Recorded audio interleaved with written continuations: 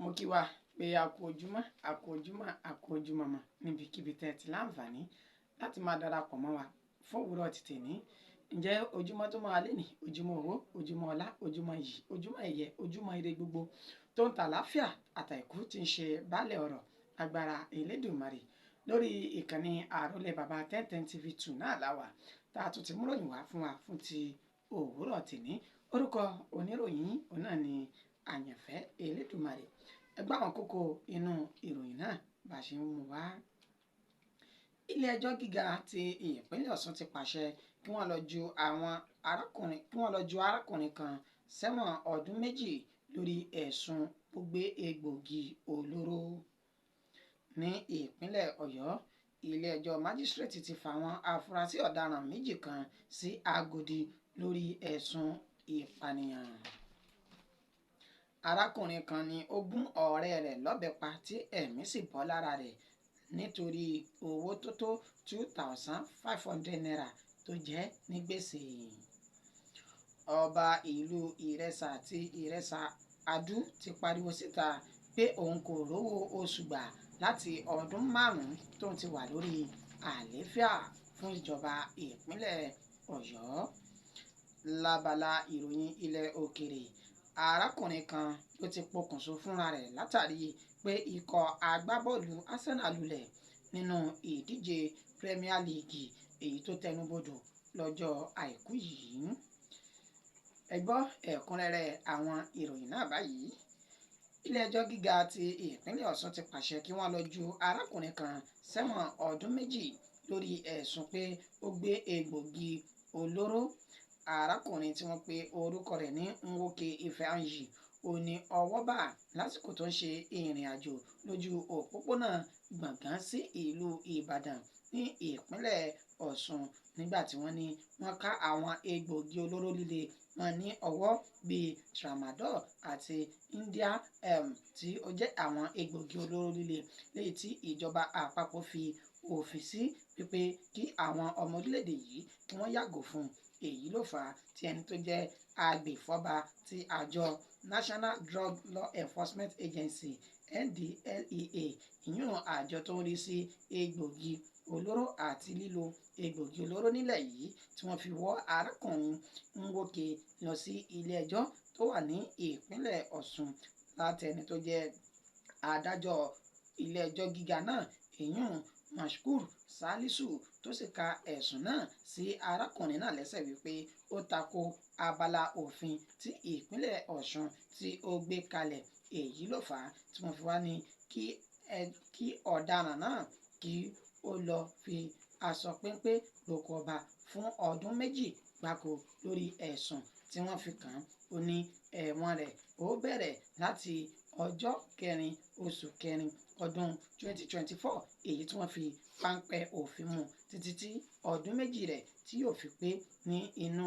ọgbà ẹ̀wọ̀n ní ìpínlẹ̀ Ọ̀ṣun. Olúfẹ́mi Ìjímákin tó jẹ́ agbèfọ́ba níkọ̀ ti NDLEA ó ní àwọn kò ní fi ààyè gba àwọn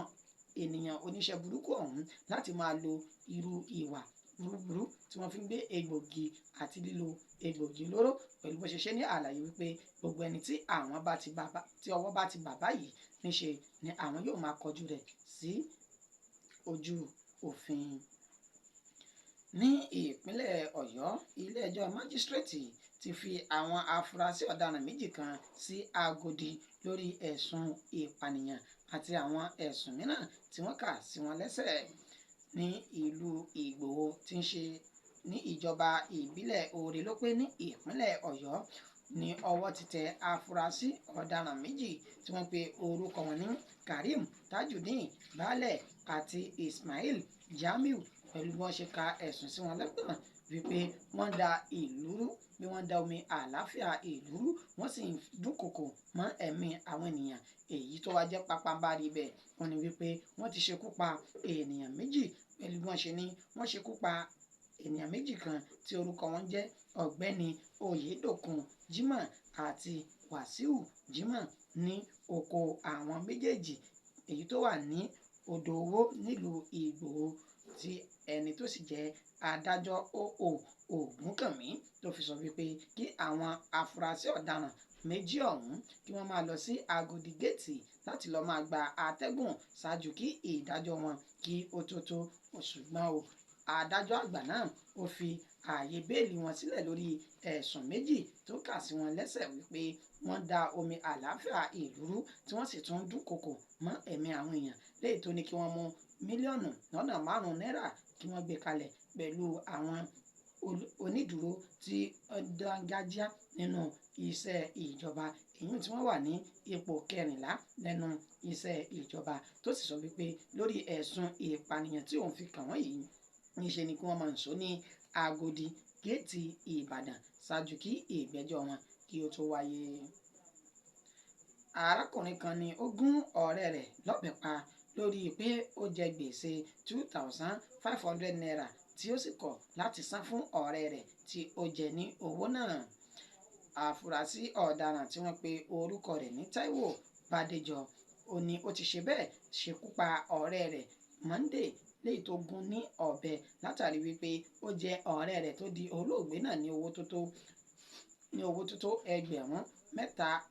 ẹgbẹ̀rún méjì àbọ̀ ìyún 2,500 naira tó sì ṣe wípé Monday tó ń gbé ní oko ọba ìyún ní ìpínlẹ̀ Èkó ó ní ó lọ sin owó náà ní ọwọ́ ọ̀rẹ́ rẹ̀ Táíwò Bádéjọ ìyún ní ilé rẹ̀ tí ó sì ní kàkà tí Táíwò Bádéjọ tí yóò fi san owó ọ̀hún àbí tí yóò fi sọ ọ̀rọ̀ tútù ọ̀bẹ òní ó fàyọ sí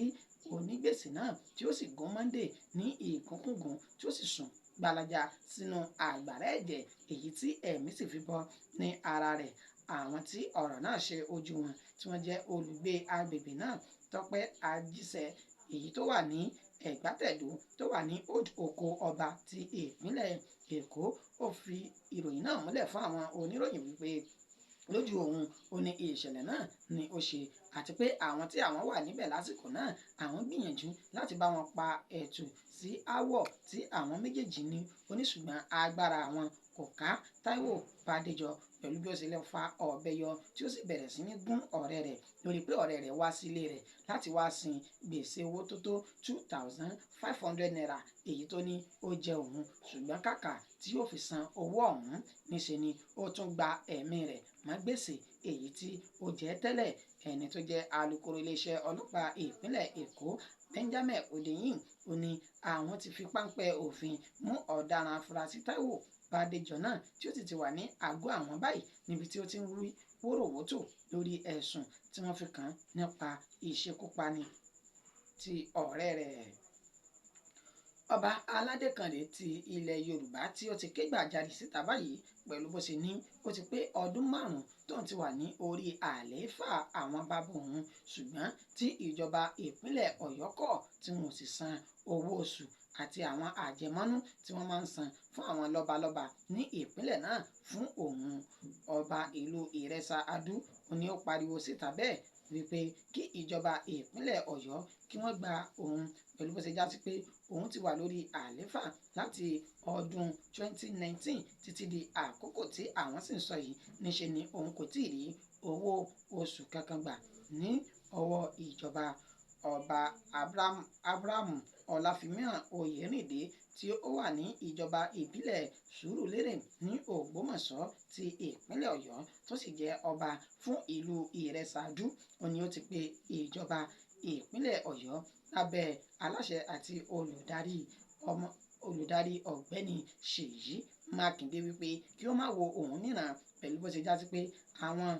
iléeṣẹ́ tí wọ́n rí sí oyè jíjẹ ní ìpínlẹ̀ Ọ̀yọ́ ìyún Ministry of Chieftaincy and Local Government Affairs ní ìpínlẹ̀ Ọ̀yọ́ ó ní wọ́n ti ṣe bẹ́ẹ̀ tí wọ́n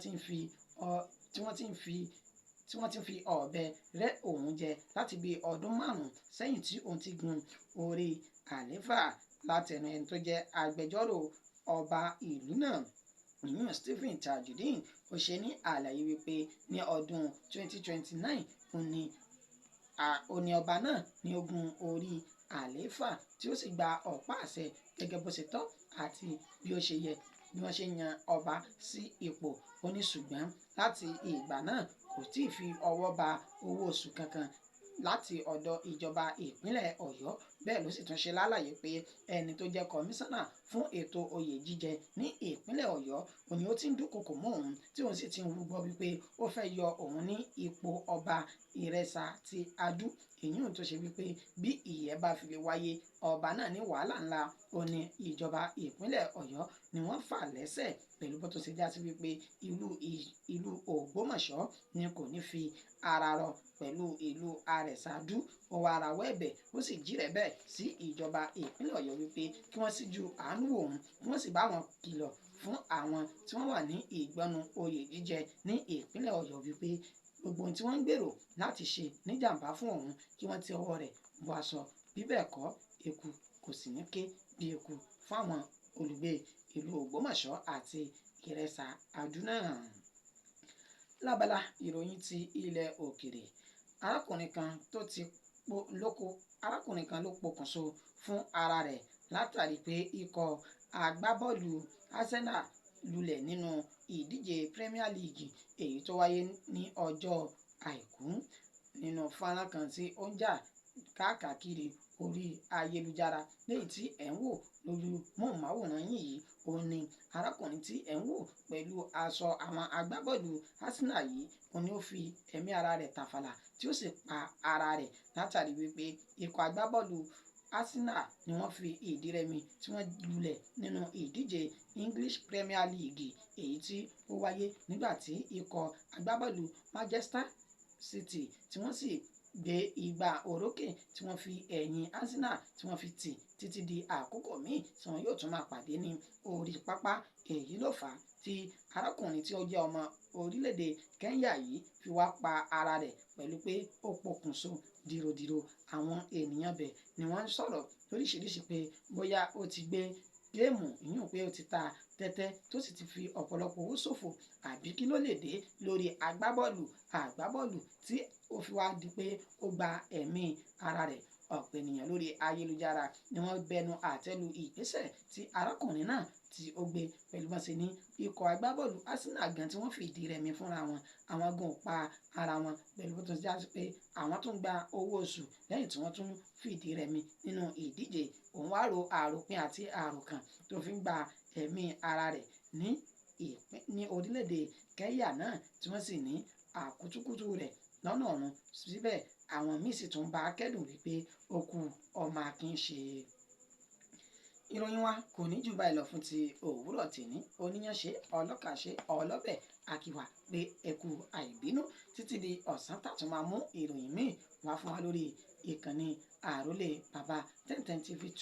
ẹ gbọ́ àwọn kókó tá a mẹ́nubà ṣáájú kí a tó máa lọ. Anílé ẹjọ́ gíga tó wà ní ìpínlẹ̀ Ọ̀ṣun ti pàṣẹ kí wọ́n lọ ju arákùnrin kan sẹ́wọ̀n ọdún 2 lórí ẹ̀sùn pé ó gbé egbòogi olóró. Ní ìpínlẹ̀ Ọ̀yọ́ ilé ẹjọ́ májísírèètì ti fi àwọn afurasí 2 kan sẹ́wọ̀n lórí ẹ̀sùn ìpànìyàn àti àwọn ẹ̀sùn míì tí wọ́n fi kàn wọ́n. Arákùnrin kan ní ó gún ọ̀rẹ́ rẹ̀ lọ́bẹ látàrí pé ó jẹ gbèsè 2,500 naira tó sì gbẹ̀mí ọ̀rẹ́ rẹ̀ tó jẹ lówó náà ní ìpínlẹ̀ Èkó. Ọba ìlú Ìrẹsàdú ló pariwo síta sí ìjọba ìpínlẹ̀ Ọ̀yọ́ wípé láti ọdún 5 sẹ́yìn ni wọn kò ti gba owó oṣù àti àwọn àjẹmọ́nú tó tọ́ sí òun. Àní ní ìròyìn òkèrè arákùnrin kan ló ti pa ara rẹ̀ báyìí pẹ̀lú pokùnso fún ara rẹ̀ látàrí pé ikọ̀ agbábọ́ọ̀lù Arsenal ni wọ́n já lulẹ̀ nínú ìdíje Premier League tó tẹnubodò lọ́jọ́ Àìkú yìí. Títí di ọ̀sán tàtún máa padà wá orúkọ tèmi kò yí padà àyànfẹ́ Elédùmarè wa náà ni òní àsànwàsówó àsànwàsọmọ àtàìkú tí ń ṣe baálé ọ̀rọ̀ ó dàbọ̀ ẹ̀yáṣẹ́ lénìí o.